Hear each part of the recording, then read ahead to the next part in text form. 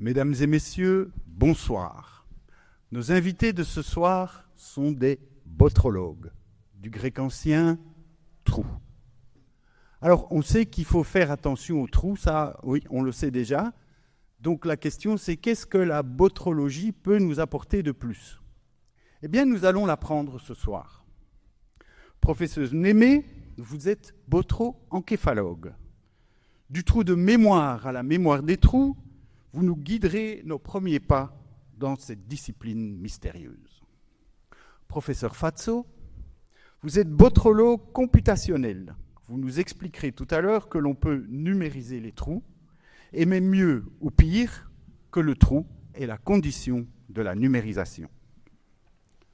Professeur Sillig, vous vous intéressez tant aux trous astronomiques qu'aux trous prosaïques. Est-ce que les trous noirs sont les poubelles de l'univers ou bien les poubelles sont-elles les trous noirs de notre société de consommation?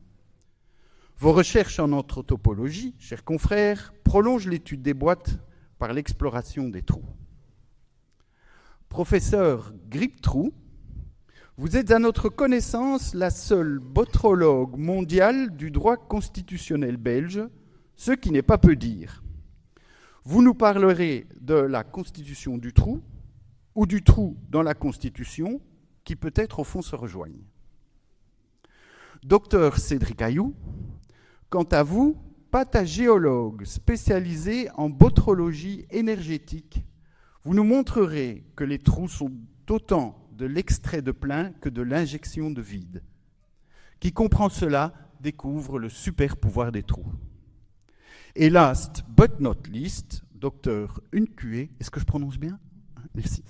Vous êtes notre spécialiste maison en taxonomie botro-sémantique. Pas de trou sans nom et un nom pour chaque trou.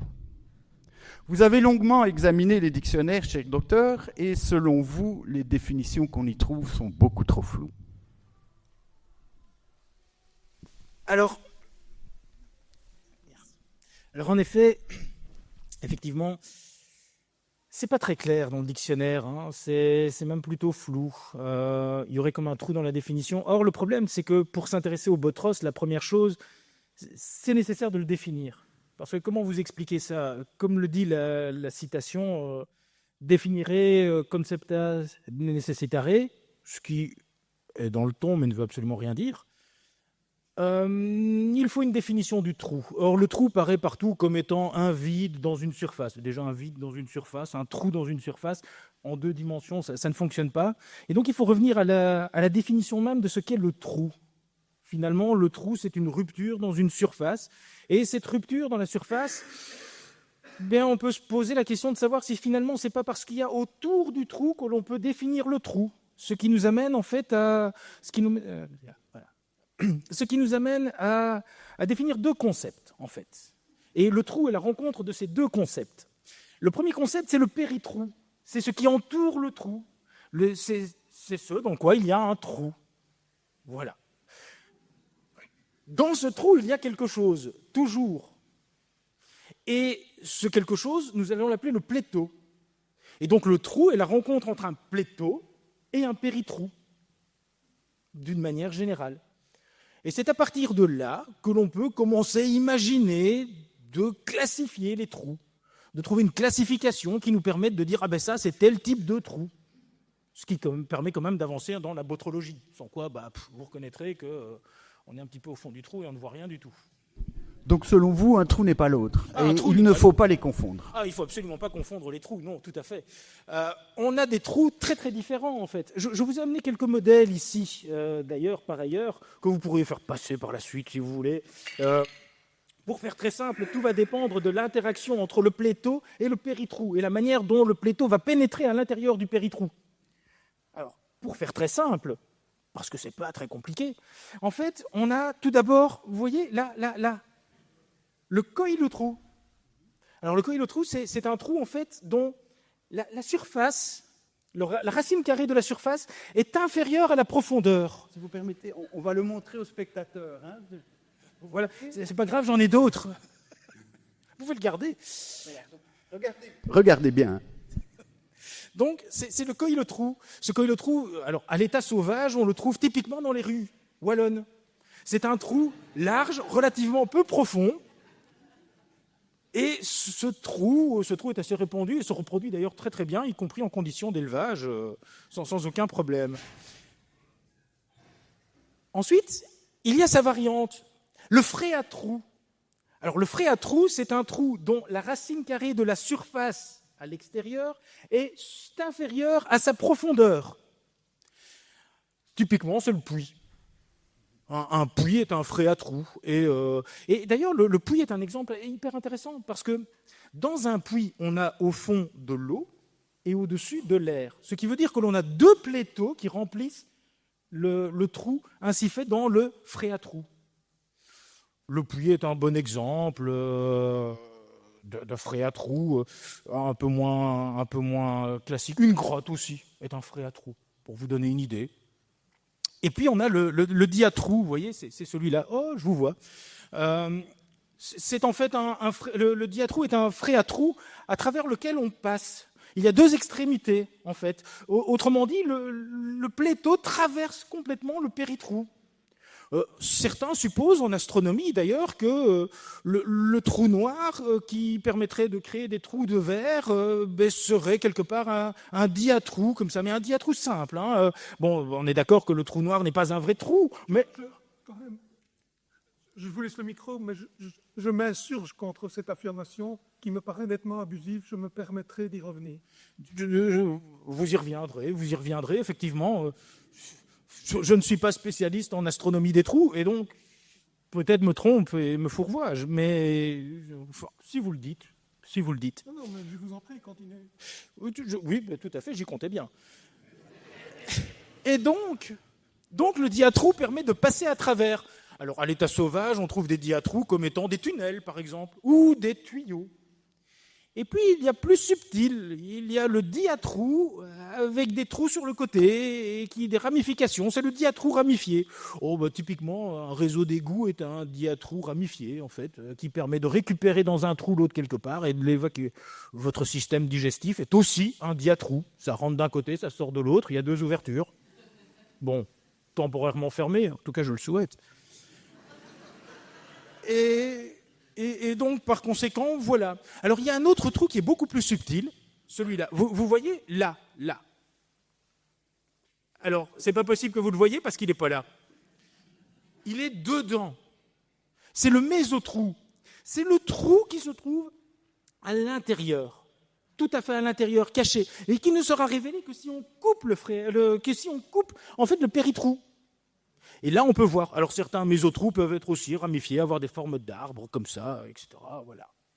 Vous voulez dire une bulle? Une bulle est un mésotrou, oui, qui se trouve dans le milieu de la matière. Une bulle, effectivement, oui. Sauf que si vous éclatez la bulle, vous faites disparaître le trou aussi. Parce que c'est ça toute l'astuce, évidemment. C'est comme dans le pain. C'est tout à fait comme dans le pain. C'est le trou du pain. Effectivement. Voilà.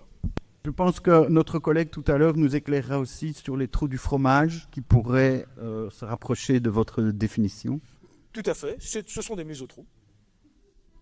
Merci beaucoup. Alors, on m'a soufflé une question que je ne comprends pas moi-même, mais c'est pas grave parce que je crois que vous allez la comprendre. Je la comprends. Et la question, c'est: un arbre est-il un diatrou ramifié?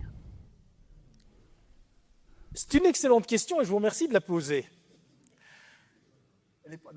Non et oui. Non, l'arbre en lui-même n'est pas un diatrou ramifié.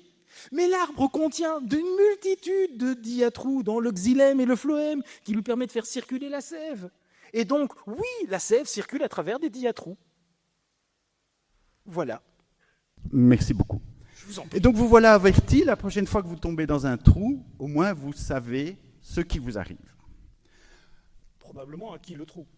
Oui, le trou. Absolument. Professeuse, excusez-moi, Mnémé, c'est quoi la bothroencéphalogie? Alors tout d'abord, je voulais vous remercier de m'avoir invité ce soir pour présenter mon nouveau livre qui est en vente dans toutes les bonnes librairies du Hainaut et que vous ne manquerez pas d'acheter, j'en suis sûre, à la suite de cette conférence.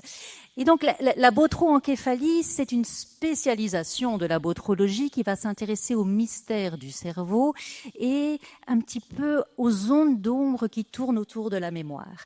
Et donc au cours de mes travaux, je me suis intéressée à la dynamique des trous cognitifs et également à la plasticité paradoxale de l'encéphale. Mais qu'est-ce que la plasticité paradoxale, me diriez-vous? Eh bien, lorsqu'on travaille en sciences classiques, on parle de plasticité cérébrale. La plasticité cérébrale, c'est la manière dont notre cerveau va s'adapter au réel, à son environnement. Il va apprendre, il va mémoriser. Donc il aura une mémoire qui va lui permettre d'être bien adapté à l'environnement réel. Dans la plasticité paradoxale, eh bien c'est tout le contraire. Notre cerveau va s'adapter à l'irréel, à l'improbable, à la folie. Et donc, il va se modifier progressivement et ces zones vont se spécialiser. La zone de la mémoire va se souvenir de futurs qui n'ont jamais eu lieu. La zone décisionnelle va prendre des décisions rétroactives pour changer les causes à partir des conséquences. Et la zone du langage va se mettre à inventer des nouveaux mots comme on vient de l'apprendre à l'instant. Et donc, dans ce cerveau, plus une idée est improbable et plus elle s'ancre profondément à l'intérieur du cerveau. Et donc, ce cerveau va apprendre à désapprendre, va apprendre à oublier et va apprendre à imaginer. On parle parfois de conscience trouée. Et ce qui est marrant, c'est qu'on ne trouve jamais de définition, comme si c'était quelque chose qui allait de soi. Évidemment. Mais c'est quoi la conscience trouée? Eh bien, la conscience trouée, eh bien, si vous prenez un exemple assez simple, vous prenez un chemin pavé qui a été construit et qui traverse un jardin. Et ce chemin, il a l'air tout à fait parfait, tout à fait bien construit, sauf qu'à un endroit, il manque un pavé. Il y a un trou. Il y a un trou dans mon chemin. Mais ce trou dans mon chemin, il ne s'est pas creusé. Il n'est pas apparu tout d'un coup. Ce trou dans le chemin, il est là depuis le départ. C'est-à-dire que le jour où j'ai construit mon chemin, eh bien, j'ai oublié de mettre un pavé sur le chemin. Et si on rapporte ça à la conscience, eh bien, il faut avoir deux formes de conscience différentes. Donc, il y a la conscience de l'environnement, ce que l'on sait, et puis il y a la conscience de soi, de son histoire. Si on parle de la conscience de l'environnement, ben, ce trou, c'est une lacune. C'est quelque chose que l'on n'a pas appris. Donc, on a appris tout un tas de choses, et puis il y a des trous dans ce qu'on a appris, et donc on a des lacunes. L'avantage de la lacune, c'est qu'elle peut facilement se remplir. Il suffit d'apprendre quelque chose de nouveau pour mettre un nouveau pavé sur notre chemin. Mais en botroencéphalogie, en fait, on préfère laisser le trou vide. Vous savez, on aime les trous. Et donc, cette lacune, elle va permettre au pavé de glisser. Et donc, vous avez ces petits jeux, comme il y a un petit jeu là sur la table que je vous ai apporté, où vous pouvez faire glisser des pièces. Et lorsque vous faites glisser les pièces, ben, progressivement, il y a une nouvelle image, un nouveau motif qui apparaît. Et donc, vous avez des nouvelles visions de la réalité qui apparaissent grâce à cette lacune. Et ça, c'est fort intéressant. Et si par contre, on s'intéresse à la conscience de soi et de son histoire, alors ce trou n'est pas une lacune. Ce trou est une absence. Et l'absence, ça, c'est plus embêtant. Parce que l'absence, ça veut dire qu'il y a des manques dans votre propre histoire, des choses que vous avez vécues dont vous ne vous souvenez plus. Et ce trou-là, cette absence, vous ne pouvez pas la combler parce que vous ne pouvez pas revivre ce que vous n'avez plus vécu et donc vous ne pouvez pas enregistrer l'information. Cette absence est présente. Mais de nouveau, comme nous, on aime bien les trous, en botroencéphalogie, on se dit que ce trou, finalement, c'est peut-être une porte de sortie vers le non-sens. C'est peut-être une manière pour notre cerveau d'appréhender les contradictions et la complexité. C'est peut-être finalement la possibilité de laisser de l'air à notre cerveau et de laisser l'improbable y entrer. Merci. Alors, parlons du trou de mémoire. Pour vous, ce n'est pas un vrai trou. En effet. Donc, on va revenir sur notre trou de la chaussée. Alors, le trou de la chaussée, on le connaît tous, hein, évidemment. Un coïl au trou. Un coïl au trou, on vous l'a expliqué, j'espère que vous avez bien retenu la leçon. Le coïl au trou, eh bien, il peut être petit, il peut être grand, il peut être plus ou moins profond, il peut être unique, il peut être multiple, il est toujours bien embêtant. Mais imaginez que ce coïl au trou, en réalité, ne soit pas un vrai trou. Si ce coïl au trou n'est pas un vrai trou, c'est une illusion d'un trou. On a l'impression que c'est un trou, mais en réalité, il est plein. Il n'est pas vide, il y a quelque chose dedans. Eh bien, le trou de mémoire, c'est un petit peu ça. Vous savez, vous avez toujours cette impression que vous ne savez pas, mais en fait, vous savez quelque part que l'information, elle est là, que vous ne l'avez pas vraiment oubliée, mais que vous n'y avez pas accès. Et ce que vous savez faire, c'est tourner autour du trou.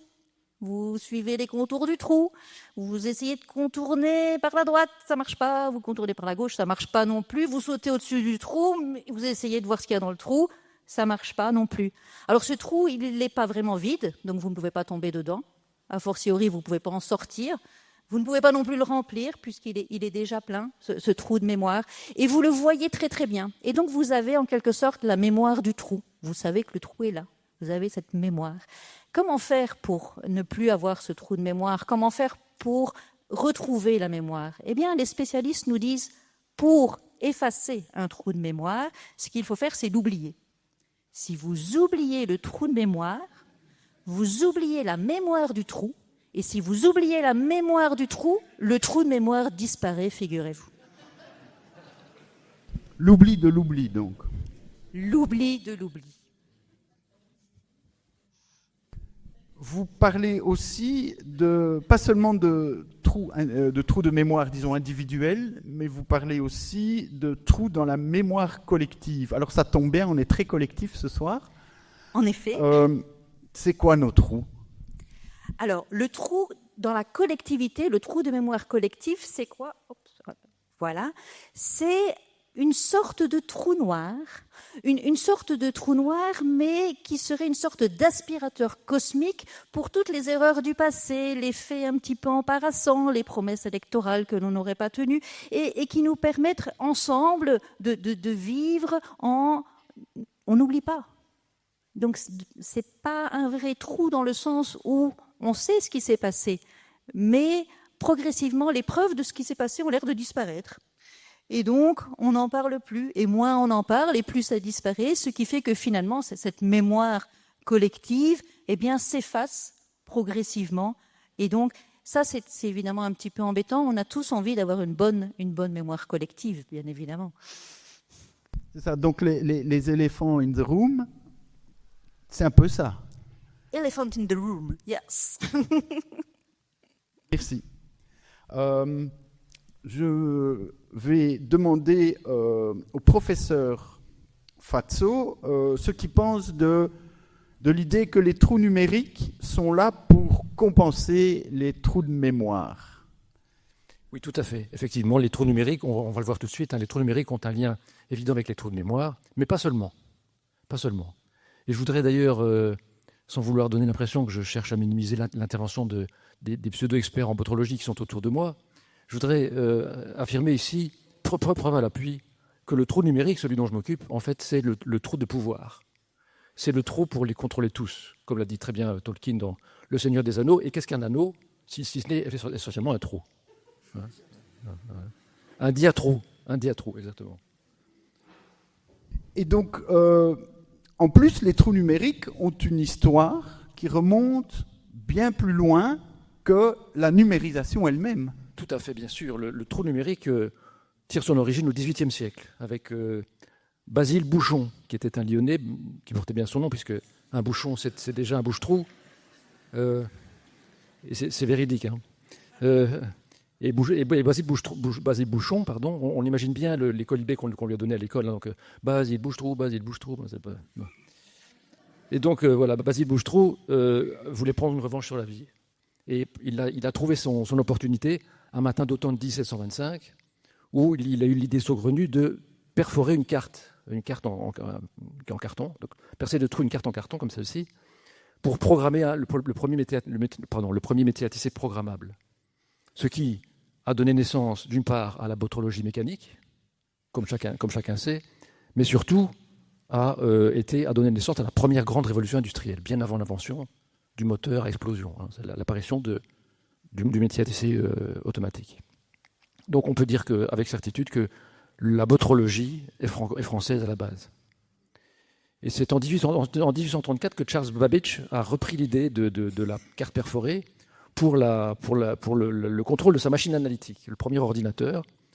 Il inventait alors à cette occasion la botrologie computationnelle. Et on arrive alors à ce paradoxe étonnant que donc le trou numérique devenait anglo-saxon et par la même occasion prenait comme homophone, devenait l'homophone du tout. C'est-à-dire qu'en anglais, whole se dit à la fois, ça veut dire à la fois trou et tout. Hein, le tout entier, c'est whole, et le trou, c'est tout. Voilà. C'est whole. Bref, vous voyez ce que je veux dire. C'est évident. Et donc la portée pataphysique de cette constatation n'échappera à personne, évidemment. Et donc, ce qui émerge aussi de vos recherches, c'est qu'il faut donc matérialiser l'information pour compenser les trous de mémoire. Mais le problème, c'est que pour matérialiser cette information, il faut produire beaucoup de trous.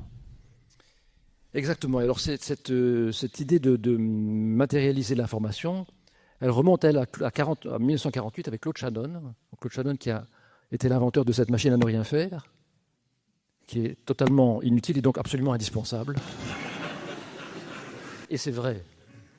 Il est aussi l'inventeur de la théorie de l'information, qui est le préalable essentiel à l'apparition du trou numérique états-unien. En fait, Claude Shannon a inventé le bit, qui est l'unité élémentaire d'information. Un bit, c'est l'information qui est émise lorsque on résout une indécision entre deux événements équiprobables. Très simplement, vous lancez une pièce en l'air, donc la pièce est en l'air, on ne sait pas ce que ça va devenir, et quand la pièce tombe, si on sait que c'est pile ou face, il y a un bit d'information qui est émis. C'est l'unité élémentaire d'information. C'est Claude Shannon qui l'a inventé. Alors il ne faut pas confondre le bit et le bilout. Parce que évidemment, le bilout, c'est la quantité de ch'timi dans une pièce. Hein, mais comme cette quantité est en soi une information, elle peut évidemment être quantifiée en bits aussi. Alors quant à savoir combien de bits font un bilout, la question n'a pas encore été tranchée. Et donc, j'en reviens à la question de la matérialisation de l'information. L'idée donc derrière l'information sous forme de bits, c'est qu'il faut la stocker bien sûr. Donc il faut pouvoir, pour éviter les trous de mémoire, on en parlait tout à l'heure, il faut pouvoir matérialiser l'information qui est contenue dans une séquence de bits, c'est-à-dire de 1 et de 0. Et on va le faire sous la forme d'une séquence de présence ou d'absence d'un élément de base. La présence sera un plein et l'absence sera un vide ou un trou. Mais bien sûr, un bit, c'est très peu d'informations, comme l'a très bien dit Claude Shannon, avec un bit, on ne va nulle part. Et donc la vraie information commence avec le kilotrou, le mégatrou, le gigatrou, etc., le mégabit, kilobit, etc. D'où l'invention du CD, la spirale du CD. Le CD est inventé en 82 par Sony et Philips pour stocker les mégabits sous forme numérique. Et donc un CD, c'est plein de trous. Alors oui, un CD, c'est plein de trous. Alors en fait, un CD, qu'est-ce que c'est ? C'est une piste en spirale. Une piste en spirale dans laquelle on a gravé des trous. Les spécialistes parlent de graviturage. Donc on a gravé un trou, on a gravé des trous, là où on voulait déposer une information de type 0, et on a laissé des pleins, là où on voulait conserver une information de type 1. Et donc le trou numérique, en fait, c'est un non-objet. C'est l'absence d'un plein, forcément. Et on peut dire alors qu'un CD, du coup, la spirale d'un CD est pleine de trous, effectivement. Un CD plein de trous. Alors, je dois dire que je suis très fier, personnellement, d'avoir fait une grande découverte à cette occasion. C'est ce que j'appelle le principe d'hémiplénitude botrologique. C'est-à-dire que, en gros, un CD qui serait plein de trous ne sert à rien. Si ce n'est éventuellement comme sous verre dans un café. Le vrai CD, celui que nous possédons tous, en fait, quand on dit qu'il est plein de trous, on devrait dire qu'il est à moitié plein de trous. Parce qu'en moyenne, il y a autant de trous que de pleins. En anglais, on dit 2 bits for a hole. En français, on dit 2 bits pour un trou.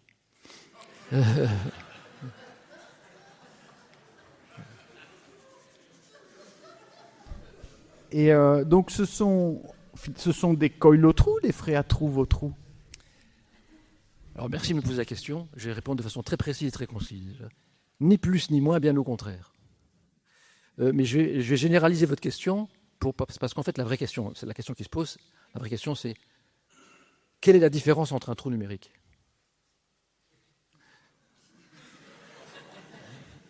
Et la réponse à cette question, figurez-vous, vient de la bouche des enfants. J'ai posé la question à ma petite fille lorsqu'elle était toute petite. Alice, quelle est la différence entre un trou numérique ? Et Alice m'a regardé de ses grands yeux bleus.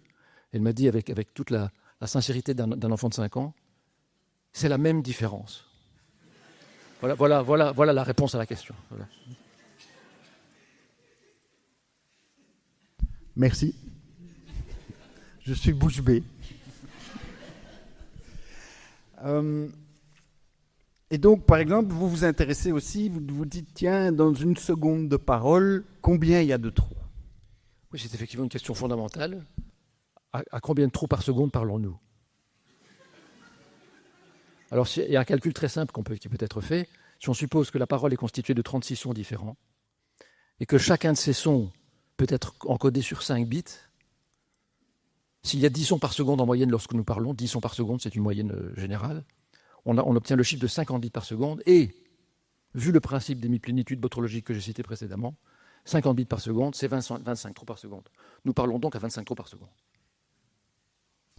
Ça explique peut-être des choses sur la conscience qui... Mais vous vous intéressez pas seulement aux trous, vous vous intéressez aussi aux bosses. Vous êtes aussi spécialisé en bossologie. Et donc la question, c'est les trous et les bosses, même combat, qui gagnent? Est-ce que c'est celui qui a le moins de bosses à la fin? Effectivement, la bossologie est une science parallèle qui mériterait à elle seule une conférence particulière de notre collège de pataphysique. Mais pas tout de suite, on va attendre un petit peu. Ouais. Là où le trou est un vide, la bosse est un plein. Forcément. Et il est amusant de constater que pour lire un trou, on a besoin de lumière laser, alors que la bosse se lit en noir. La bosse d'ailleurs est utilisée par l'alphabet braille. Et donc on peut aussi faire un petit calcul très simple. En braille, il y a 26 caractères. En moyenne, on trouve 3,2 bosses par caractère, et si on considère 10 caractères par seconde, on obtient le chiffre de 30 bosses par seconde. Donc finalement, il y a plus de bosses que de trous quand on parle. Merci beaucoup. Je ne peux m'empêcher, cher professeur Unkué, de me dire que vos trous, comparés aux trous de fusque de M. Bouchon, sont un peu néandertaliens. Oh, probablement, tout à fait. Ce sont des trous basiques. Je vous ferai remarquer que je me contente des trous physiques, comme on dit dans la matière physique. Il n'est pas question de partir dans le trou de mémoire, ni dans d'autres trous suspects ou dans de l'intonation, d'ailleurs. Et donc, par conséquent, ce sont des trous, mais ils ont des qui existaient. Eh bien, refaisons un énorme saut dans le temps et allons vers le présent, très très très présent. Docteur Fatso, qui dit information dit intelligence, qui dit intelligence dit intelligence artificielle. Qu'est-ce que la botrologie a à voir avec l'intelligence artificielle? Eh bien, on en revient à mon information de départ. Un trou pour les gouverner tous, le trou de pouvoir. Vu les bouleversements socio-économiques que nous connaissons aujourd'hui avec l'arrivée de l'intelligence artificielle générative, eh bien, je vous rappelle que l'intelligence artificielle générative, ça n'est rien d'autre que la prédiction de l'information. On pose une question, on obtient une réponse, on prédit de l'information. La machine prédit de l'information. Donc on peut dire qu'en fait, l'intelligence artificielle, on peut la qualifier de botrologie prédictive, en quelque sorte. Et je me suis permis de poser la question à ChatGPT. ChatGPT, lui ai-je dit, à ton avis, quel est le lien entre l'intelligence artificielle générative et la botrologie numérique? Et la réponse a été affusée immédiatement et claire comme de l'eau de roche. L'IA, en définitive, n'est qu'un trou qui s'exprime. Je pense que ça clôt le débat. Je crois qu'on a besoin d'une pause. On a tout dit. Je crois qu'on a besoin d'un peu de poésie, et même peut-être de musique. Et donc, je voudrais inviter notre botrolyriste, parce que nous avons aussi de la musique en botrologie, notre botrolyriste Bernadette, qui va rendre un hommage à un grand botrologue de l'histoire de la musique, qui est Serge Gainsbourg. Et il sera accompagné du professeur Silig, qui réapparaît. À vous de jouer, mesdames, madame et monsieur. Vous connaissez certainement « Je fais des trous, des petits trous, encore des petits trous ». Donc j'attends votre participation pour les refrains.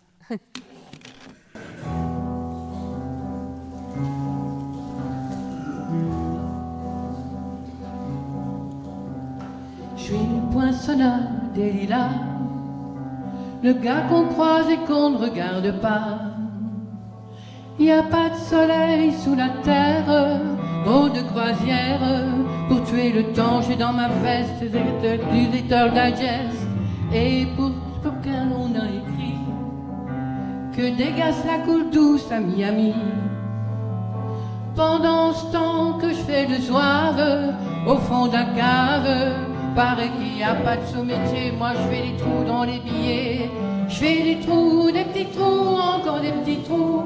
Des petits trous, des petits trous, encore des petits trous. Des trous de seconde classe, des trous de première classe. Je fais des trous, des petits trous, encore des petits trous. Des petits trous, des petits trous, des petits trous, des petits trous, des petits trous, des petits trous, des petits trous. Je suis le poinçonneur des lilas, pour invalide changé à opéra. Je vis au cœur de la planète, j'ai dans la tête un carnaval de confettis, j'en amène jusque dans mon lit. Et sous mon ciel de faïence, je vois briller que des correspondances. Parfois je rêve, je divague, je vois des vagues. Et dans la brume au bout du quai, je vois un bateau qui vient me chercher. Pour me sortir de ce trou, je fais des trous, des petits trous, des petits trous, encore des petits trous. Mais le bateau se taille et je vois que je déraille. Et je reste dans mon trou à faire des petits trous, des petits trous, des petits trous, toujours des petits trous, des petits trous, des petits trous, des petits trous, des petits trous. Je suis le poinçonneur des lilas, arts et métiers directs par le Valois. J'en ai marre, j'en ai ma claque de ce colac. Je voudrais jouer la fille de l'air. Un jour viendra, j'en suis sûr, où je pourrai m'évader dans la nature. Je partirai sur la grande route, et coûte que coûte. Et si pour moi il n'y a plus de temps, je partirai le pied devant. Je fais des trous, des petits trous, encore des petits trous. Des petits trous, des petits trous, toujours des petits trous. Il y a de quoi devenir dingue, de quoi se prendre un flingue. Se faire un trou, un petit trou, un dernier petit trou. Un petit trou, un petit trou, un dernier petit trou. Et on mettra dans un grand trou. Je n'entendrai plus jamais trou, plus jamais trou. Des petits trous, des petits trous.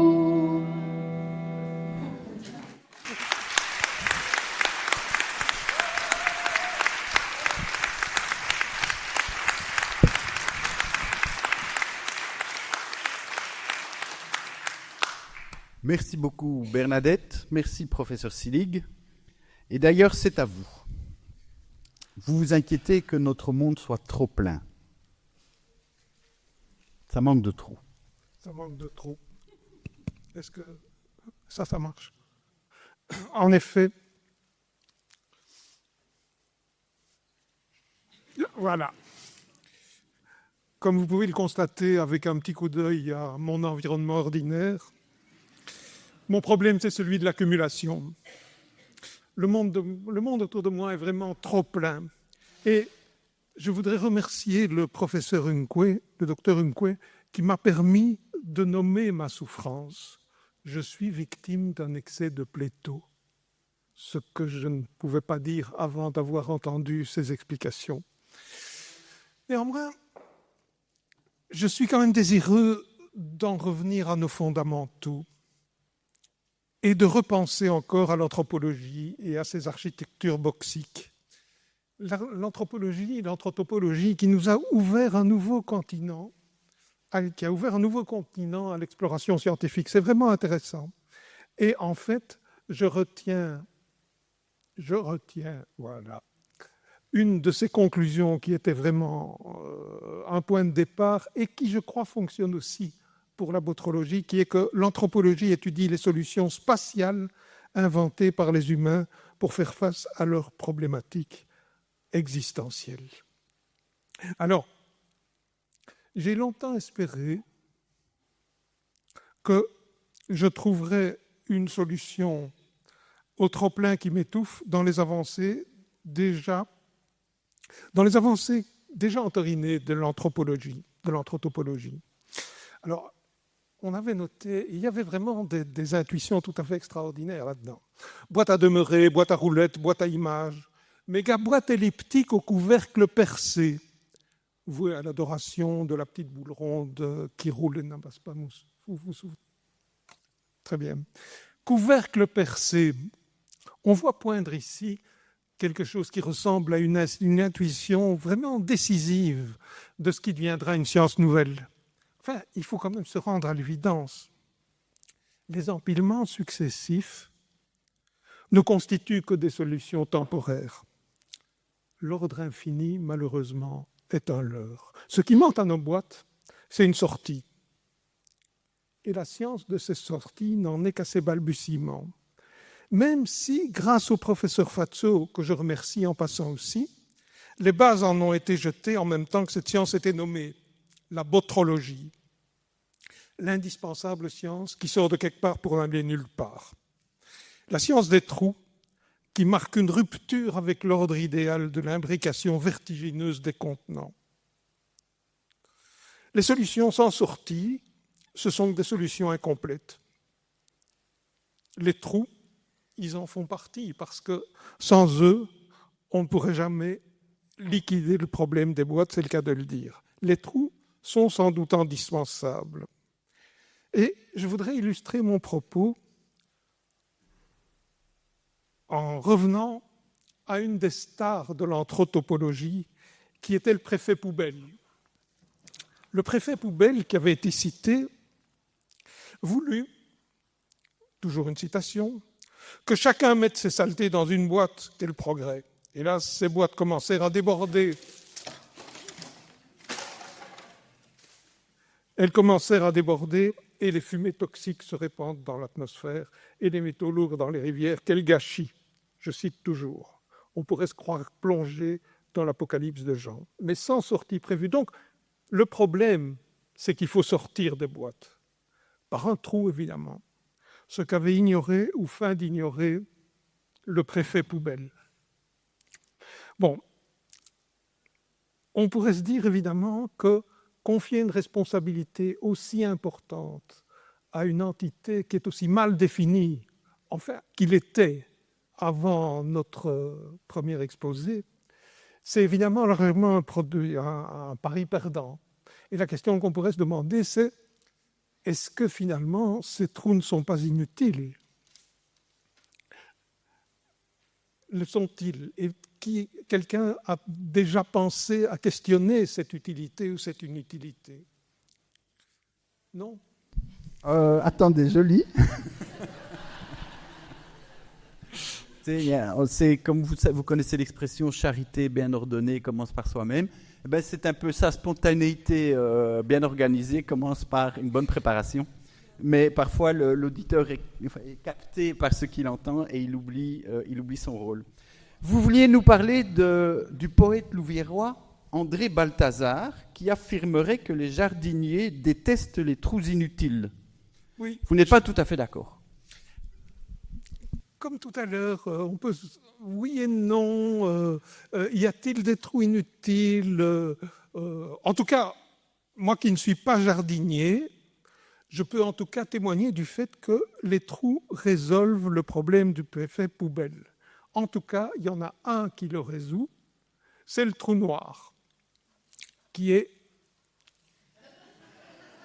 Voilà, la technologie a aussi ses limites de temps en temps. Donc, le trou noir, on peut voir effectivement, première question, qui me paraît quand même intéressante, est-ce qu'un trou pourrait ne pas être noir? Je ne suis pas très sûr qu'on ait été amené souvent à définir des trous de couleurs différentes. Peut-être que trou noir est un pléonasme. Qui a déjà entendu parler d'un trou carmin ou d'un trou émeraude? Ça nous changerait. On peut rêver. Un trou rose, peut-être. Alors, je remercie aussi le professeur Rovelli qui m'a permis de vous proposer cette espèce d'énorme résumé de tout ce qu'on peut dire à propos d'un trou noir. Il y a des tas de choses là-dedans, évidemment. On va beaucoup plus vite à l'intérieur d'un trou noir qu'à l'extérieur. La lumière met beaucoup de temps à sortir, etc., etc. Mais je pense quand même que l'ensemble de ces explications, et en particulier celles que vous pouvez voir au-dessus de ma tête, restent un peu confuses. Alors commençons peut-être par l'essentiel. Un trou est noir quand rien n'en ressort, quand rien ne s'en échappe. C'est un avaleur universel. Et il faut commencer par relever une aporie évidemment, une inconséquence. Le trou noir, avant d'être un avaleur, est une énorme concentration de matière dont la densité dépasse l'entendement. Alors évidemment, on peut se poser des tas de questions. Comment une grosse concentration de matière peut-elle être simultanément un trou ? Tout dépend du point de vue, évidemment, qu'on adopte à ce sujet. Alors, cette grande quantité de matière, en quoi joue-t-elle un rôle important pour expliquer ce qu'est un trou noir ? Bien, elle exerce évidemment une extraordinaire attraction gravitationnelle sur tout ce qui se trouve dans son entourage, dans son environnement.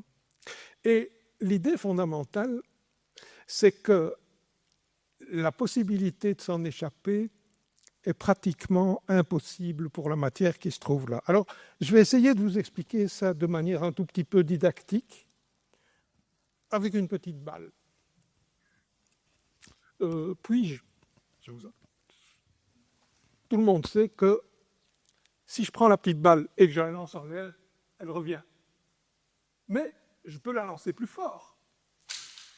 Elle revient toujours.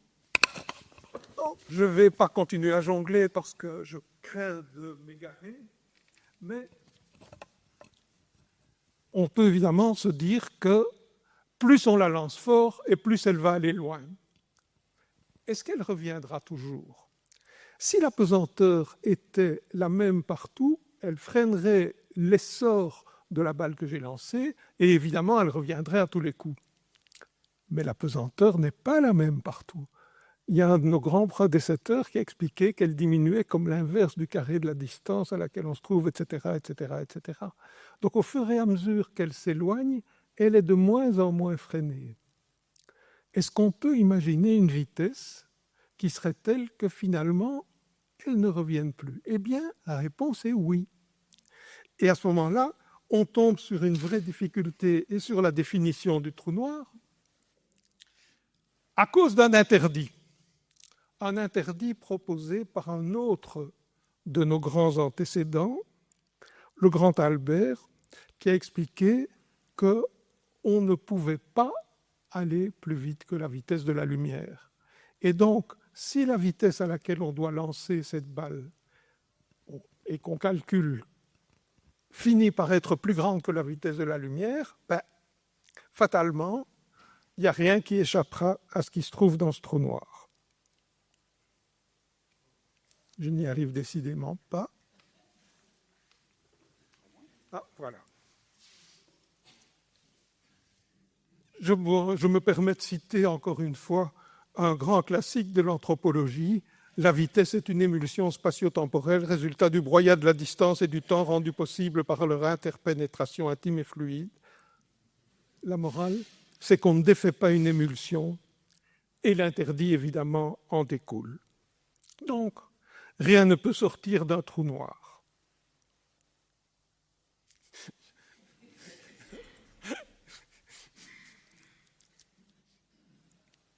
C'est pas un gâteau. C'est ça. Alors, quand même un peu, il n'est pas un diatrou, puisqu'il a une entrée et en principe, il n'a pas de sortie. Voilà. Mais du point de vue de ceux qui sont confinés, le trou noir est une boîte dont l'étanchéité ferait peur à n'importe qui. Et je pense qu'on met le doigt là sur une catégorie qui est tout à fait essentielle. En fait, le trou noir est l'interface entre l'anthropologie et la botrologie. Il n'est un trou que pour ceux qui le regardent de loin, sans oser s'y frotter, et pour les confinés, c'est la plus hermétique des boîtes. Et d'ailleurs, la preuve, c'est que la terminologie qui est utilisée à son sujet montre une extraordinaire proximité avec les boîtes à barreaux. La vitesse dont je vous parlais tout à l'heure, celle qui permettrait de s'en échapper, on l'appelle vitesse de libération. C'est rien que ça en dit évidemment relativement long. Et on parle aussi, si vous voulez, d'une notion qui me paraît terriblement inattendue par rapport à un trou, qui est son horizon. Alors l'horizon, évidemment, là aussi, on peut se faire des réflexions du genre la liberté pointe à l'horizon, et qu'est-ce que c'est l'horizon? C'est une ligne qui recule au fur et à mesure qu'on s'en approche. Donc, cet horizon est effectivement quelque chose de tout à fait important à noter et qui pourrait peut-être caractériser les trous.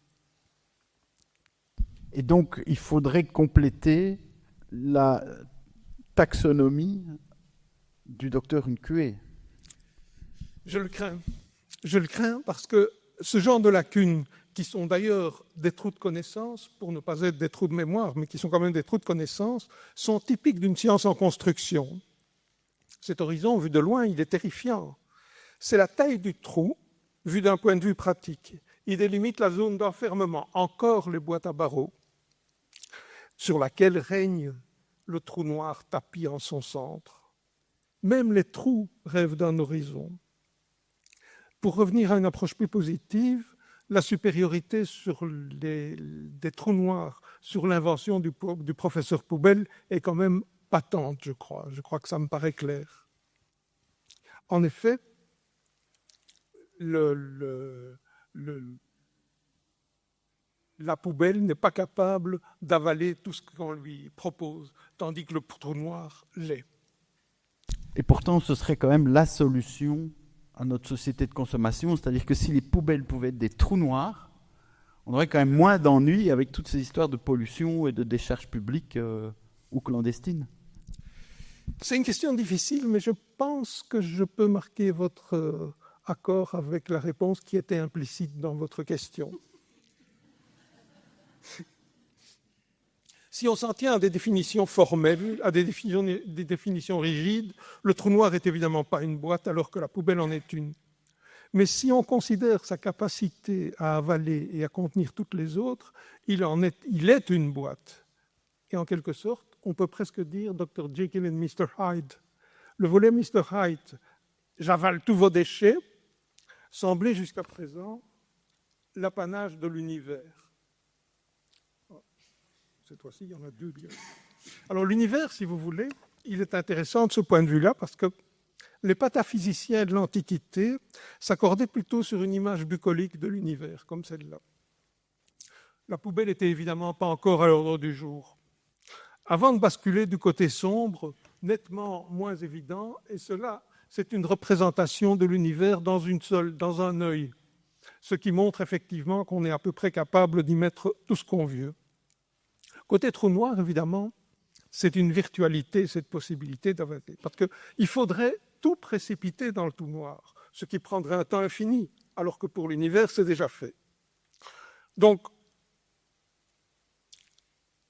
avec une notation supplémentaire qui est intéressante, à l'intérieur du trou noir, les événements se déroulent beaucoup plus lentement, de sorte qu'éventuellement, on pourrait en sortir, si on en était capable, et fréquenter ses descendants à la 14e génération. Ce qui est quand même une indication tout à fait intéressante, bien que symbolique, 14e ou 125e, c'est comme on veut. Alors, la question c'est, est-ce qu'il y a une limite à cette possibilité d'accumulation des trous noirs? Oui et non. En principe, on pourrait calculer, par exemple, la quantité de matière que devrait contenir une poubelle comme celle-ci si elle faisait partie d'un trou noir comparable à notre planète, 40 000 km de circonférence. Eh bien, la poubelle devrait peser à ce moment-là donc si notre Terre était un trou noir, 50 mégatonnes. C'est quand même beaucoup. Si on avait dû demander à Félix et Zézette, qui étaient à qui il est arrivé de sortir des poubelles lors de fêtes de Noël, je ne sais pas si vous vous souvenez, ils auraient probablement eu beaucoup de difficultés à s'en sortir. Donc, on a cru longtemps que rien n'échapperait à la gloutonnerie du trou noir, et qu'il n'y avait pas de sortie à cette valeur de matière. Et pourtant, il en a quand même une. Donc, on lui a trouvé éventuellement 2 portes de sortie. Une diffuse, parfois assimilée à de l'évaporation, et une autre plus compacte, nettement moins évanescente. Donc, cette espèce d'avaleur universelle pourrait quand même avoir une sortie, ce qui laisserait imaginer un trou à l'intérieur du trou. Ça... Je ne sais plus où on va là. On sait exactement, on ne sait plus où on va du trou. Et donc, je pense que dans ces conditions, voici encore une catégorie à ajouter dans la topologie et dans la taxonomie des trous. La diffuse, évidemment, relève d'une sous-catégorie de l'anthropologie, qui est l'anthropologie quantique. Cette anthropologie, en général, sert à qualifier tout ce qu'on ne comprend pas. Donc, ce qui est évidemment une manière de se sortir de toute une série de problèmes extrêmement difficiles. La sortie la plus compacte, elle porte un nom assez étonnant. Elle s'appelle trou de verre. Et ça fait évidemment penser au passage creusé par les asticots. Alors, je reviens maintenant sur mon intervention de tout à l'heure et sur la thèse avancée par le professeur Unqué. Les trous de verre sont des diatrous avec des trous noirs qui sont de faux trous à chaque extrémité. On peut évidemment l'admettre, à condition de s'en faire une conception vraiment très large. On peut admettre qu'un trou noir soit un diatrou, mais certainement pas un faux trou.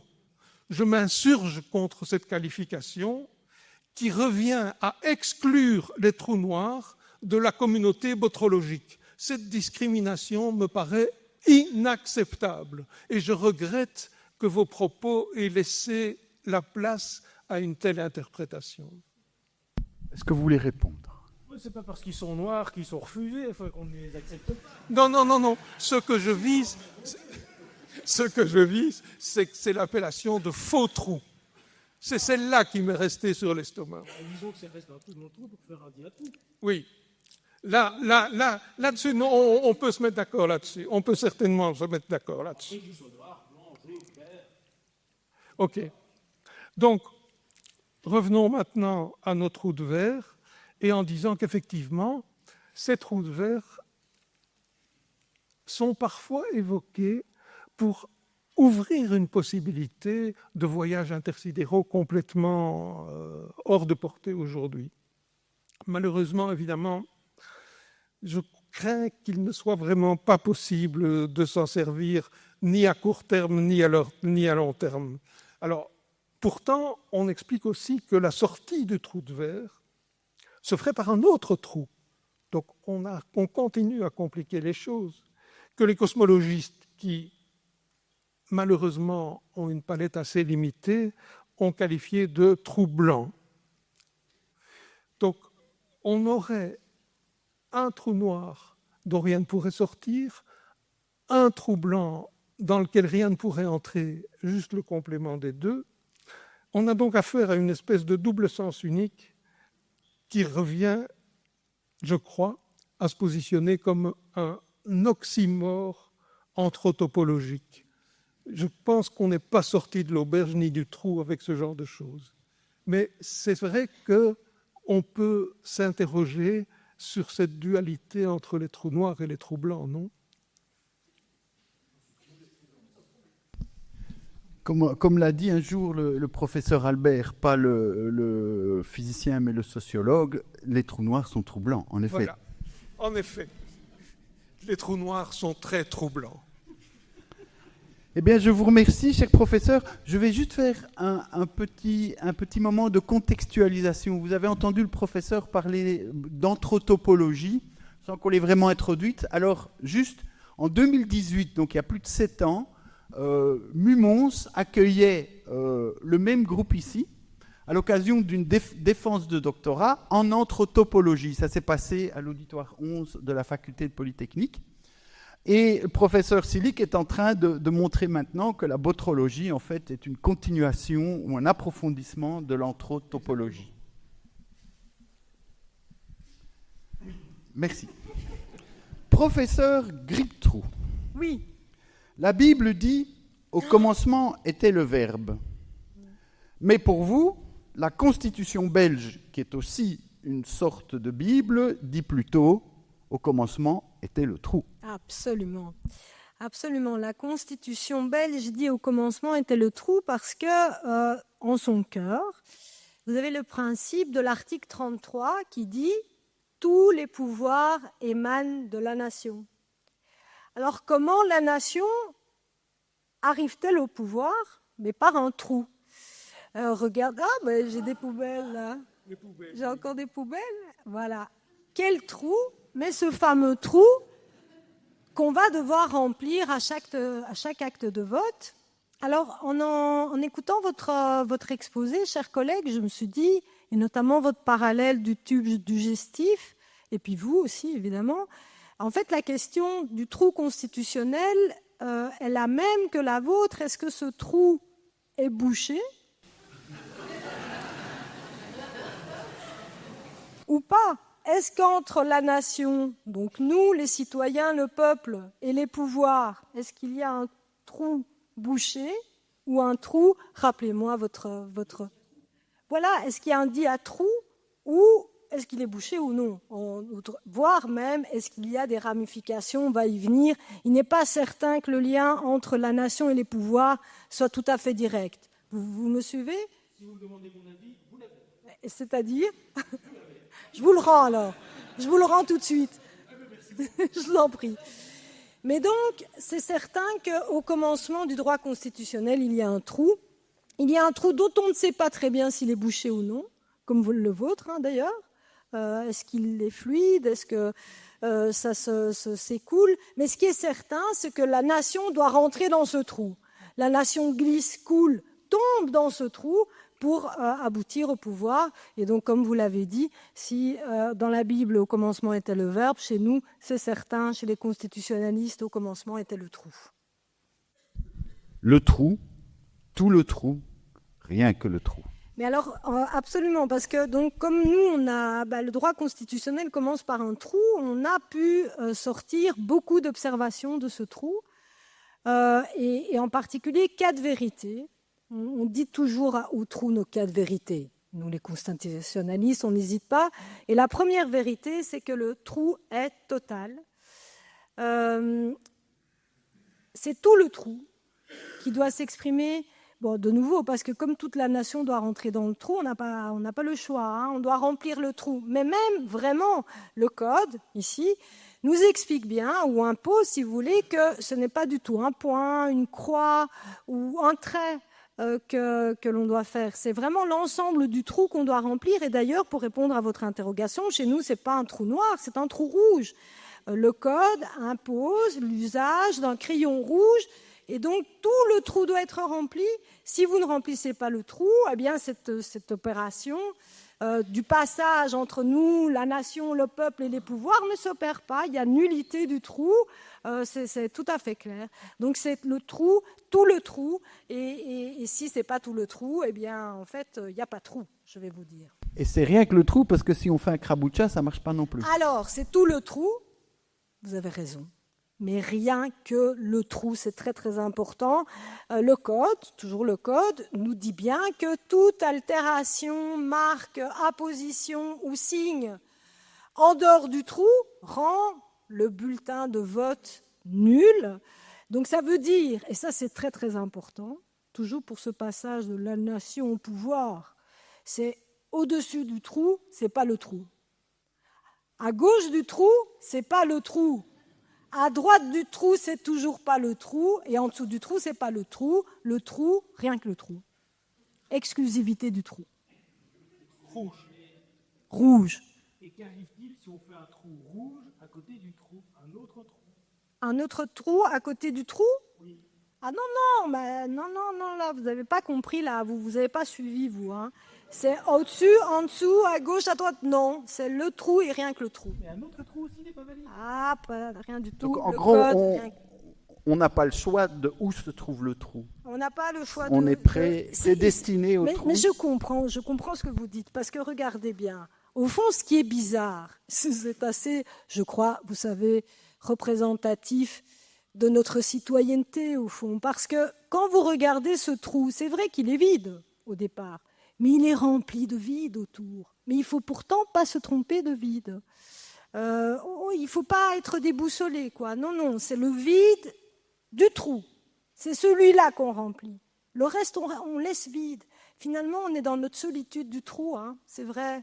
Dans l'isoloir, on nage dans la solitude d'un énorme trou et on ne peut que remplir un tout petit trou de cette solitude. Mais pourtant, là-haut, on en voit tout plein. Donc moi, si j'étais Serge Gainsbourg, je craquerais, quoi. J'irais poinçonner un maximum. C'est vrai, vous faites bien, et c'est la troisième vérité qu'on observe, nous les constitutionnalistes, sur les trous, parce que, bon, quand on dit tout le trou, rien que le trou, là, franchement, on a l'impression que ce trou est condamné à la solitude. Pas du tout.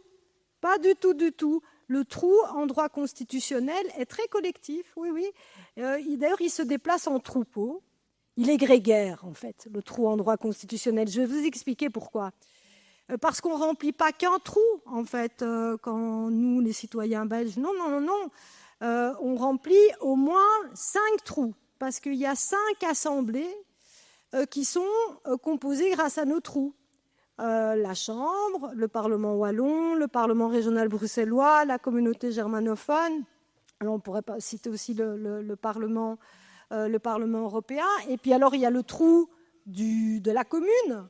Pas oublier le trou de la commune, le trou de la province. Donc finalement les trous, quand même se déplacent en troupeau.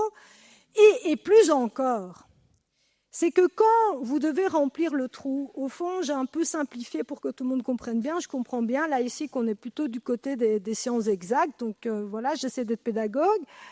Du côté des sciences juridiques, bon. En fait, quand vous devez remplir un trou, par exemple, pour le Parlement wallon, vous pouvez remplir plusieurs trous. Mais attention, suivez bien, parce que ce n'est pas tous les trous qu'on veut. C'est-à-dire que, par exemple, vous allez pouvoir remplir plusieurs trous sur une même liste. Ça va. Mais plusieurs trous sur 2 listes, non.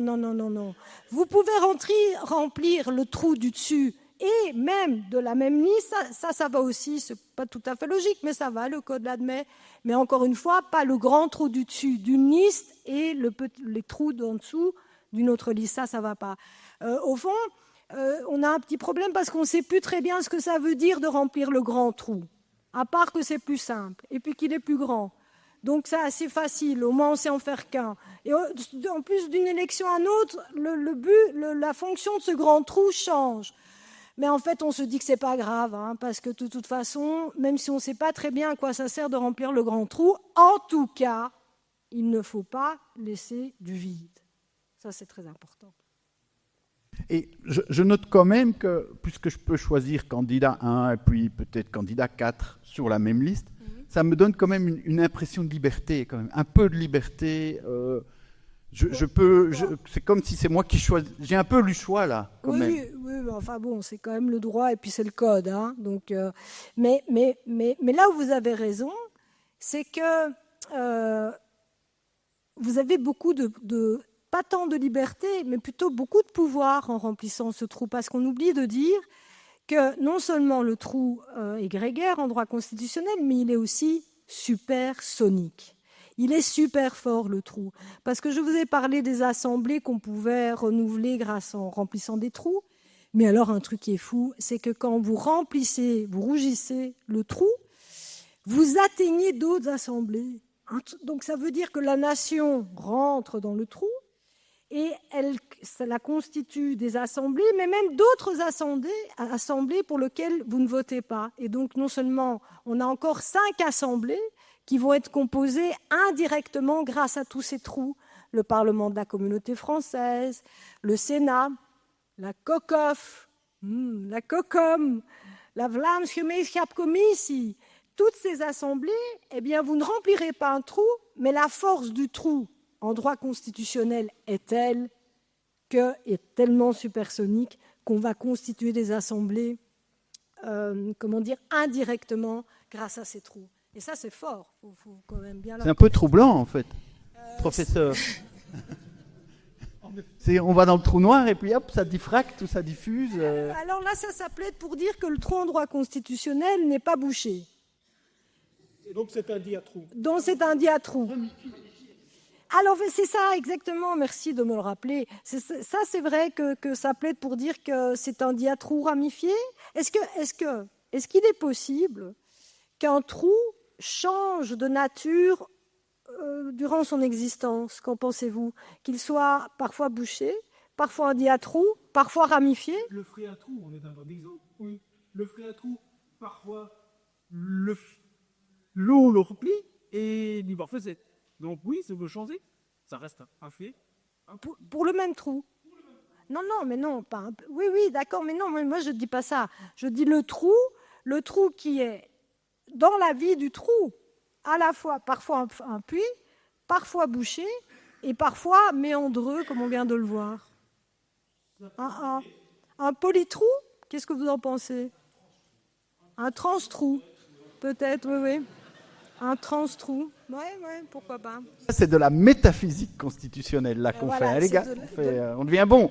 Ceci étant, un phréatrou, à partir du moment où on en fait un autre autour de banc, il devient un diatrou. Oui. Une citerne trouée, c'est en fait un phréatrou qui devient un U, c'est donc un transtrou. Oui.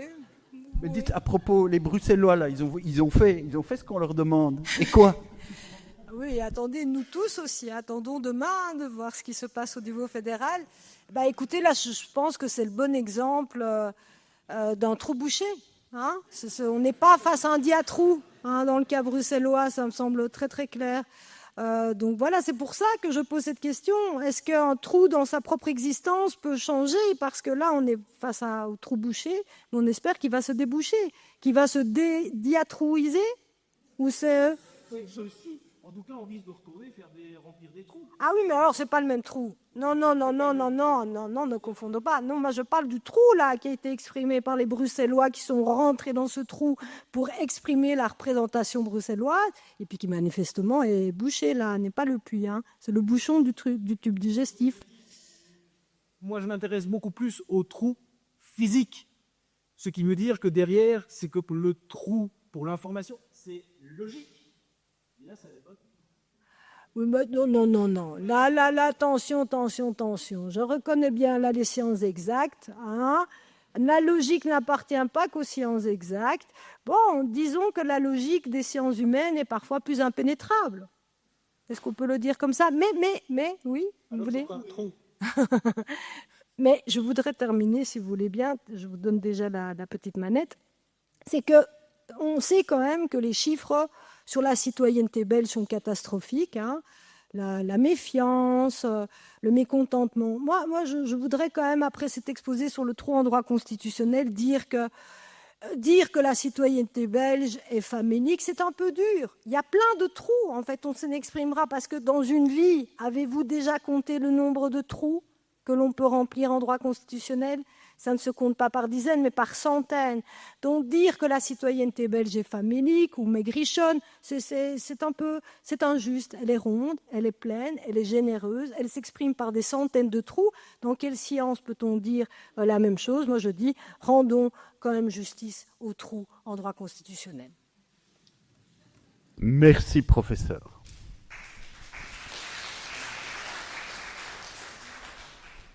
Docteur Cédric Ayou, l'heure est grave. Oui. Nous vivons une crise énergétique sans précédent. Absolument. Les trous numériques engloutissent de plus en plus d'énergie. Oui. Il y malheureusement. a quand même l'envers de la pièce. Hein. Et les solutions actuelles sont de loin insuffisantes. Oui, exact. Avec notre équipe, on a travaillé sur une nouvelle source d'énergie pour le 21e siècle. En se posant d'abord une question, pourquoi une nouvelle source d'énergie? Parce qu'on en a déjà qui fonctionnent. Mais fonctionne-t-elle réellement? Si on regarde maintenant les sources d'énergie dont on dispose actuellement, on voit que leur rendement est assez faible. Et surtout, quelque chose qu'on ne dit pas assez souvent, elles dépendent d'éléments extérieurs d'une manière assez importante. Ici, on voit la production d'électricité au Japon qui est corrélée avec, devinez quoi, la distance entre Uranus et la Lune. Et vous pouvez le voir qu'il y a une corrélation relativement importante. Donc, imaginez de devoir gérer des stocks d'énergie, une production d'énergie, en devant tenir compte d'éléments aussi improbables qu'une distance. Une première question, c'est des pataphysiciens qui ont fait ça? Non, non, ce sont des vrais physiciens. Et donc, on s'est dit, essayons de voir un peu quels sont ces combustibles. Alors, les combustibles fossiles, bon, évidemment, tout le monde les abandonne, et à juste titre, hein, évidemment, leur faible rendement énergétique. Vous avez déjà essayé de faire brûler un fossile, ça ne marche pas. Ça ne provoque presque aucune énergie. En plus, le coût est élevé. Si on considère qu'un T-Rex a été vendu pour 31,8 millions et que la masse d'un T-Rex est d'approximativement de 6 tonnes, on revient approximativement à 5 600 € du kilo pour se chauffer au fossile de T-Rex. Ça n'a absolument aucun intérêt pour un rendement faible. Alors, on nous dira évidemment, oui, mais ça a été utilisé efficacement pendant des années, oui, mais on a une hypothèse. Alors, évidemment, on va pouvoir parler de la fission de l'atome ou de l'atome, vous voyez, n'est-ce pas? Alors, la fission de l'atome, tout d'abord, avant de voir le dérivé savoyard. La fission de l'atome, évidemment, là, par contre, c'est basé sur l'utilisation de l'uranium. Ça, je suppose que vous le savez tous et toutes, ou de l'atome de Savoie, évidemment. Mais dans le cas de l'uranium, pour nous, c'est une fraude scientifique totale. L'uranium ne fonctionne pas. Regardez ceci. Ce que vous avez là, c'est de l'uraline. De l'uraline, c'est de la verrerie. C'était quelque chose qu'on trouve au début du XXe siècle dans les vaisseliers des familles bien aimées. Était présent mais pourtant, vous n'avez jamais entendu d'un incident de Tchernobyl à Uccle. Pourtant, à un moment donné, cette vaisselle, elle a bien dû être brûlée. Elle a bien dû être tombée. Imaginez, vous faites tomber votre vaisselier et boum, vous avez le palais de justice qui passe au-dessus du palais royal. Non, ça n'est pas possible, ça a dû se produire. Non, pour nous, l'uranium est également une fraude. Alors, l'atome de Savoie, évidemment, comme vous pouvez le voir, on a fait des tests, mais elle requiert plus d'énergie aussi qu'elle n'en produit. Alors, qui dit fission, dit également parfois fusion. Et, ah oui, c'est vrai, l'uranium, j'ai oublié de le dire, on va y revenir, parce que même s'il est utilisé toujours à l'heure actuelle, il est aussi extrait, et là, je vais faire un lien, vous allez comprendre tout de suite, tout comme les combustibles fossiles, il est extrait de mines. Et pour nous, c'est plus l'extraction de mines qui est importante que le combustible en proprement dit. Mais on y reviendra juste après dans le modèle qu'on propose. Alors oui, donc la fusion de l'atome ou de l'atome, toujours encore une fois. Alors la fusion de l'atome, là c'est de la logique. Ça reste théorique pour le moment. Et si la fission produit de l'énergie, alors puisque la fusion c'est l'inverse, ça doit en consommer de l'énergie. Donc, la fusion ne peut pas produire de l'énergie si elle en consomme. A fortiori, des expériences très courantes dans la vie de tous les jours montrent que la fusion de l'atome, cette fois-ci de l'atome, consomme de l'énergie. Et ça, je pense qu'on ne va pas tarder à pouvoir faire ce type d'expérience dans notre vie quotidienne bientôt. Oui, je vous le conseille d'ailleurs. Alors, la solution, pour nous, elle est effectivement sous nos pieds. Car nous avons mis au point le concept, pour nous, la solution, c'est l'antimatière. Ou plutôt, la lentimatière. Expliquez-nous. Alors, notre idée est la chose suivante. Postulat de base. Attention, mathématiquement, c'est peut-être un peu tendu. Accrochez-vous. 1 moins 1 égale 0. Jusque-là, vous suivez.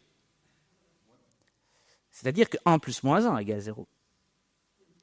Bon. Et donc, si vous regardez ici, il n'y a rien.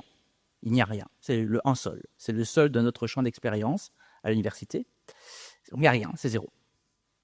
Et à un moment donné, on y creuse un trou. À côté, on a déposé ce qu'il y avait. Et ce qu'il y avait, c'est de la matière. Donc, c'est positif. Mais il faut garder l'égalité. 0 égale 1. Donc, qu'est-ce qu'il y a dans le trou? Du moins 1, ou plutôt du plus moins 1. De l'antimatière. Pour nous, le fait de creuser un trou génère de l'antimatière dans le trou qu'on peut utiliser pour faire de l'énergie. Et donc, notre concept est donc de passer de la notion d'antimatière à la lentimatière. Et la lentimatière, évidemment, vous allez me dire, l'antimatière, oui, on a fait des choses, on a fait d'ailleurs des trous sous la Suisse pour faire des expériences, pour créer de l'antimatière.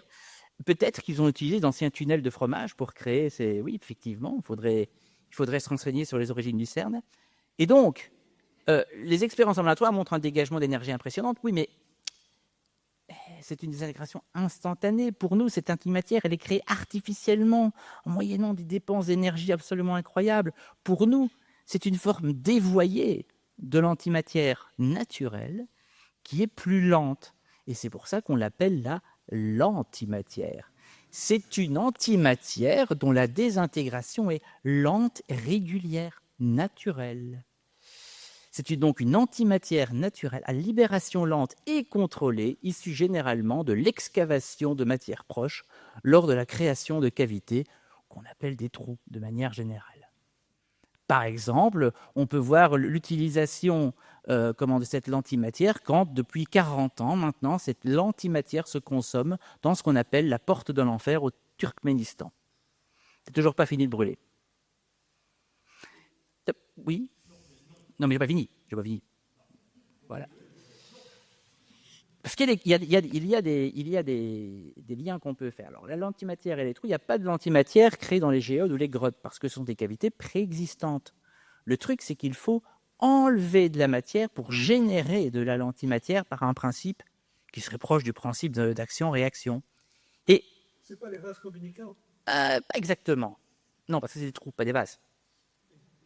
Donc, et pas autour. Oui, attention, revenons s'il vous plaît. Ne nous écartons pas. Nous en sommes aux mines, pas aux vases. Qu'est-ce que fera un vase dans une mine? C'est moi qui le demande. Alors, quand on réfléchit, en fait, quand on considère que lorsque pour aller chercher le charbon, l'uranium, on creusait les mines, on générait de la lentimatière, et cette lentimatière s'accrochait aux résidus de charbon, d'uranium, et on les remontait, et c'était cette lentimatière qui était brûlée et qui produisait l'énergie. Le fossile en lui-même et l'uranium en lui-même ne dégagent vraiment réellement que pas grand-chose comme énergie. Et donc pour nous, la création de trous peut mener à une source d'énergie quasi infinie, personnelle et propre. Imaginez chez vous, évidemment avec des productions, avec évidemment des moyens, mais vous pouvez faire chacun chez vous un petit trou dans lequel vous pouvez aller récolter votre antimatière, et quand c'est fini, vous rebouchez le petit trou, vous en servez pour autre chose. Vous avez une belle-mère, par exemple, voilà. Et puis après, vous pouvez reboucher, et puis vous pouvez refaire un trou ailleurs. Évidemment, il y a évidemment des techniques pour essayer de canaliser, brûler cette antimatière pour en générer de l'énergie, et c'est ce à quoi mon équipe est en train de travailler pour le moment. Je crois que j'ai compris. Le gars qui creuse le trou, quand il a creusé, il a chaud. Oui. Mais donc il ne peut pas s'arrêter de creuser. Il peut, c'est juste qu'il générera moins de l'antimatière. De toute façon, il a le temps. La lentimatière, elle ne va pas partir toute seule. Sinon, ce serait de la rapimatière. Oui, de la face matière, oui. Mais non. Et si? Mais non. Le raisonnement ne tient pas. Il part du principe qu'au départ, le trou est vide. Et qu'est-ce que vous faites du pléthore? Mais vous faites toujours avec vos termes grecs, quoi. J'ai l'impression d'avoir Achille chaque fois que vous parlez. J'ai l'impression d'avoir Hercule devant moi. Je vois un trou dans l'eau, je vois l'eau qui tombe dedans. Et on ne parle pas de trou liquide, on parle de trou solide. Moi, je ne vous ai pas interrompu dans vos termes grecs, là. Et professeur Unke, vous ne dites pas que vous avez un caillou dans votre chaussure, vous dites que vous souffrez de lithocrépidose. Ah ben voilà.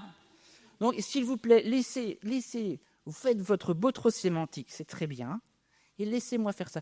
Si ça peut vous rassurer, dites-vous que dans la pertinence, notre équipe a reçu des encouragements et un fonds du département de la santé des États-Unis d'Amérique. Et c'est certainement pas le département de la santé des États-Unis d'Amérique qui vont commencer à croire tout et n'importe quoi. Voilà. C'est QFD. C'est QFD. Eh bien, ça fera plus de l'antimatière. Et votre antimatière vient d'où, puisque votre trou au départ est vide sur votre raisonnement mathématique au départ? Est-ce que vous avez déjà mis de la l'antimatière dans un pot? Personne n'a demandé au docteur Faustrol comment son crible fonctionnait. Pourtant, il avançait. Il fonctionne. Oui, mais c'est pas parce que ça... Il n'avait pas pour ambition de faire en sorte que l'humanité entière puisse s'éclairer à l'antimatière. Mais vous, apparemment, votre but dans la vie, c'est que tout le monde s'inscrive en grec. Donc,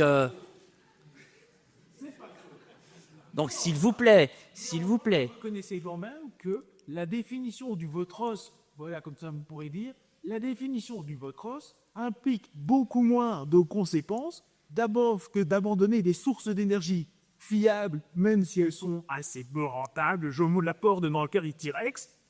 Néanmoins, il y a quand même un risque. Fiable, vous n'avez pas eu votre facture d'électricité, vous, les bons marchés. Ah, voilà, là on est d'accord. Sur ce trou-là, on peut être d'accord. Et là, on peut toucher le fond. D'accord. Sur ce point-là, peut-être pouvons-nous quitter sur ce point d'accord. Voilà. Eh bien, donc nous voyons que, comme toutes les sciences, la botrologie avance par la polémique. Et donc, je suis bien curieux de voir ce que ça donnera dans 5 ans, si vous êtes encore toujours là. Mais je pourrais ouvrir la question et... Ou au fond d'un trou. Et demander... Ou au fond d'un trou. Ou au fond du trou. Mais non, parce que ça vous donne clairement de l'énergie, là. Hein. Je ne sais pas si c'est là l'antimatière, mais ça... Est-ce qu'on retrouve éventuellement quelque chose comme de la l'antimatière dans les autres trous? Ça va être difficile. Peut-être dans les trous numériques ou dans les trous de mémoire. Que pensez-vous, chers confrères, si je puis dire? Alors moi, je dirais absolument pas. Rappelez-vous, le trou de mémoire, c'est un faux trou. Il n'est pas vide, donc impossible de trouver de l'énergie dans le trou de mémoire, en tout cas, pour moi.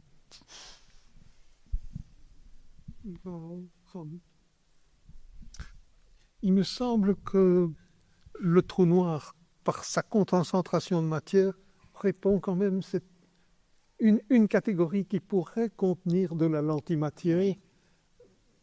Dans quelle quantité? Je crois que là, les recherches restent vraiment importantes à mener. On ne peut pas répondre à cette question en improvisant, je crois. Non. Et de toute façon, elle ne serait pas exploitable. Ça pourrait être intéressant d'étudier, oui. Par contre, en droit constitutionnel, personne n'a creusé le trou. Il s'agit seulement de le boucher.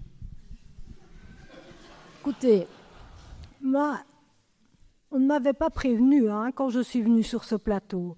Je crois quand même avoir expliqué, article 33, tous les pouvoirs émanent de la nation. La nation, les pouvoirs, le trou. Donc si vous me demandez s'il y a de l'antimatière dans le trou constitutionnel, vous me demandez s'il y a de l'antimatière dans nos assemblées parlementaires. Enfin, écoutez, ça manque de dignité comme question. S'il y avait de l'antimatière chez nos représentants et dans la représentation nationale, régionale, communautaire, j'en oublie certainement, ça saurait. Bien sûr que non. Et je trouve votre question à la limite de l'indécence. Quelqu'un me répond? Peut-être pas ça, mais je pense par contre que mon éminent collègue a raison sur un point. Le trou peut générer de l'énergie. Parce qu'en effet, lorsque vous avez un trou très profond, vous pouvez tomber dedans. Et lorsque vous tombez, vous convertissez de l'énergie, effectivement. Vous transformez de l'énergie potentielle en énergie cinétique et ça se termine mal. Et généralement, ça fait mal. Et plus le trou est profond, plus ça fait mal. Mais je ne pense pas qu'il faille faire intervenir de la l'antimatière pour autant. Après, pour le trou constitutionnel... Je vais vous laisser aller tester votre hypothèse. Je vous propose que nous le fassions à deux. Donc en gros, la question, c'est aussi est-ce que nous avons une révolution copernicienne qui est en train de se préparer ou pas, sachant que de toutes les théories, la meilleure est la plus simple. Ou la plus fun. C'est sourd. On pourrait en faire un mot de conclusion. Mais je voudrais terminer par une dernière question. Vous avez un peu tous chacun ses trous, on pourrait dire. Chacun s'intéresse à sa sorte de trou. Maintenant, est-il nécessaire de réunir tout ça dans une science nouvelle? Au fond, qu'est-ce que la botrologie peut apporter à l'humanité, à part la l'antimatière, mais dont l'existence reste hypothétique? Bon, les trous noirs ont été longtemps hypothétiques aussi, donc. Est-ce que vous allez amender l'humanité? Eh bien, je ne sais pas du tout si on parviendra à amender l'humanité, mais ce que je voudrais faire, moi, c'est réhabiliter le trou, finalement, puisque on a parlé des faux trous. Les trous de mémoire, c'est des faux trous, pas très intéressants, mais on a aussi fini sur l'oubli. L'oubli du trou de mémoire. Et l'oubli, c'est un vrai trou, par contre. Un trou qui se creuse, un trou qui se forme, un trou qui peut apparaître d'un seul coup ou se creuser progressivement. Et l'oubli peut être très utile pour faire un petit peu de ménage dans tous. Et on peut évidemment évoquer la poubelle. Donc, lorsqu'il faut éliminer de l'information, eh bien, on peut faire de l'oubli pour faire le ménage. Et on a toutes sortes de formes d'oubli. On peut imaginer à faire de l'oubli préventif, par exemple. C'est-à-dire qu'on oublie avant d'apprendre, de telle manière à déjà laisser de la place pour le futur. On peut aussi oublier des choses qui n'existent pas, ou on peut oublier qu'on a oublié, ou on peut savoir qu'on a oublié, mais ne plus savoir ce que l'on a oublié. Et tout ça crée des opportunités d'apprendre des nouvelles choses. Donc je suis pour la réhabilitation du trou, voyez-vous. Moi, la réponse est évidente. Oui, le trou doit être réhabilité pour tout ce qu'il peut apporter à l'humanité, quel que soit le domaine, que ce soit en sciences exactes ou en sciences humaines. Je voudrais aussi insister sur la réhabilitation du trou, mais d'un point de vue qui est un peu différent, en insistant sur un point de vue épistémologique, qui me paraît quand même, je reviens là-dessus, mais ça me paraît important. On est parti, enfin en tout cas moi je suis parti en revenant à nos fondements, et nos fondements, effectivement, je les vois bien dans l'anthropologie. Alors, au départ, la botrologie s'est développée un peu comme un complément, mais comme un complément qui flottait un peu dans un espace épistémologique mal défini. Et je suis très très heureux d'être arrivé, je crois, à montrer le lien qui existait entre l'anthropologie et la botrologie, et ce lien, c'est le trou noir. Le trou noir est l'interface entre l'anthropologie et la botrologie. Et je crois que cette découverte est une découverte qui marquera l'humanité. Merci, professeur. Et écoutez, moi je pense qu'on a ce soir là, levé un trou, parce que ce dialogue fécond entre sciences humaines et sciences exactes a permis de mettre à jour un trou nouveau. Ce trans-trou est du côté du droit, alors on a vraiment besoin de creuser ce trans-trou parce que déboucher les trous, ça nous ferait du bien là en droit constitutionnel, que ça soit au niveau bruxellois ou plus généralement, déboucher les trous des formations gouvernementales Mais alors plus généralement, je pense que de fait creuser les trous et la botrologie serait utile à l'heure actuelle où on sent que ça manque de trous.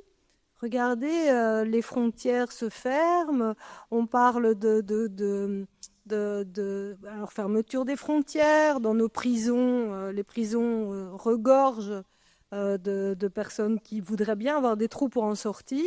Et donc à l'heure où les murs, les frontières, les cloisons, les boîtes se referment, petit parallèle avec notre atelier précédent, se pencher, valoriser, mieux connaître, développer, multiplier les trous, et je rappelle que le droit constitutionnel est une science des trous multiples, eh bien ça ferait du bien à l'humanité.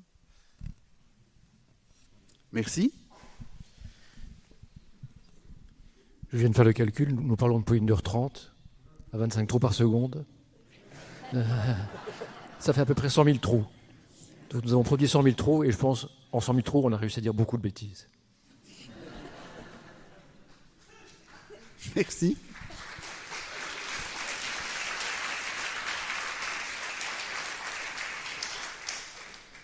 Eh bien moi, je pense que la botrologie est une discipline qui est promise à un avenir fécond et excessivement important. Parce que, comme on l'a montré d'ailleurs ce soir, la botrologie permet en fait de décloisonner les différentes disciplines. Et pour décloisonner, il faut que les cloisons deviennent poreuses. Et poreuses, c'est faire des trous, c'est avoir des trous. Et donc, probablement que s'intéresser aux trous, et à ces trous en particulier, et la manière dont ils peuvent évoluer, ces transtrous, probablement que ça nous permettra d'avancer de manière beaucoup plus rapide par la suite grâce aux trous à combler nos ignorances. Merci, docteur. Je crois que le moment est venu du mot de la fin. Je remercie Mumons de nous avoir invités. Peut-être que dans 7 ans, on reviendra. On parlera d'autre chose, on ne sait pas encore de quoi. Mais donc, en gros, si vous êtes désespéré, si vous ne savez plus quoi faire, eh bien, creusez un trou. Je vous remercie.